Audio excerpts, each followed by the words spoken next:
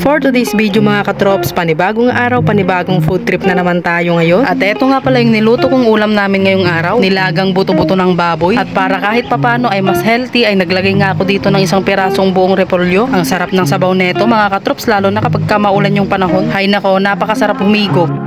So ayun mga katrops, meron nga tayo ditong karne ng baboy at buto-buto nga ito. Siguro mga nasa kalahating kilo nga rin ito. At tignan nyo naman mga katrops, medyo malalaman nga rin. At dahil nilagang buto-buto ng baboy yung lulutuin natin, ay syempre meron din tayo ditong isang pirasong repolyo. Isinalin ko na nga agad tong karne dito sa maliit na planggana para mahugasan na. Kung gusto mo nga ng masarap at malasang sabaw, ay kailangan mo nga itong linisan ng mabuti. Kasi nga magiging pangit yung lasa ng sabaw kapag meron pa itong dugo-dugo. Eh syempre, sino ba namang may gustong mag-ulam ng sabaw na malansa? Diba wala? Kasi sabi nga nila, mas masarap kumain kapag malinis. Kaya di bali nang matagalan ka sa paglilinis, basta malinis yung kakainin mo. Tulad ko, kapag nagluluto nga ako ng mga ulam-ulam, hay nako, talaga naman tanggal lahat ng dapat tanggalin. Matagalan na kung matagalan sa paglilinis. Basta ang importante na mahalaga, malinis yung kakainin mo. So ayun mga katrops, nahiwa-hiwa ko na nga pala yung mga repolyo. Tapos ngayon naman ay magagayat na nga ako dito ng aking panggisa, bawang at sibuyas syempre. Basta tong dalawang ingredients na to ay hindi nga mapaghiwalay, lalo na kapag magigisa. Sino-sino dito yung mga kagaya ko na hindi nga makapagluto kapag walang bawang at sibuyas, lalo na kapag magigisa talaga. Para sa akin kasi mas masarap ang kinalalabasan ng niluluto mo kapag may bawang at sibuyas. Di bali nang walang MSG, basta may sibuyas at bawang. At ayan mga katrops, tama na nga ang kwento, makapagluto na nga. Inuna ko na nga palang gisahin tong bawang at sibuyas, papalabasin ko lang yung aroma niya, tapos ilalagay ko na nga rin itong mga buto-buto ng baboy. Ganito ka rin ba magluto ng nilagang baboy? Yung tipong mas gusto mo nga na ginigisa muna itong mga karne bago nga ito ilaga. At nung medyo maprito-prito na nga ito, ay naglagay na nga ako dito ng kaunting patis para lumasa na. Ganito nga yung way ko sa pagluluto ng mga may sabaw, gaya ng sinigang at nilaga. Kasi nga mga katrops, para sa akin mas lumalabas nga yung lasa ng karne kapag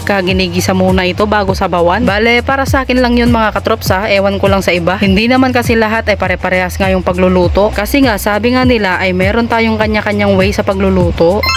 At dahil kumulo na nga itong ating karne, ay tinanggal ko nga muna yung mga lumutang dahil hindi nga pwedeng kainin yun. At this point ay pwede na nating ilagay dito yung mga hiniwa nating repolyo. At saka lang natin ito tinakluban. At pagkalipas nga ng mga ilang minuto ay ayan, nagka-fog na nga. Di mo na kailangang pumunta sa bundok.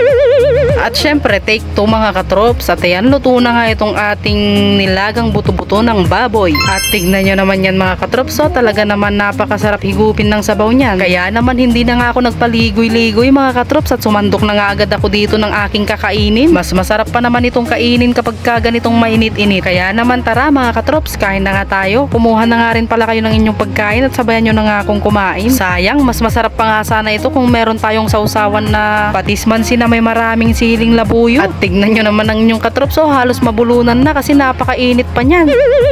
At ganito nga yung masarap na pagkakaluto sa karne, yung hindi gaanong malambot at hindi rin gaanong matigas, yung sakto lang ba. So ayun, kung umabot ka nga pala sa part ng video na to, pa-comment naman dyan sa baba kung taga saan ka at kung anong oras mo nga ito napanood para alam ko kung saan nakarating tong aking vlog. So paano ba yan mga katrops, hanggang dito na lang. Huwag nyo na rin po palang kalimutang i-like and share tong video na to. Salamat sa panonood, bye bye!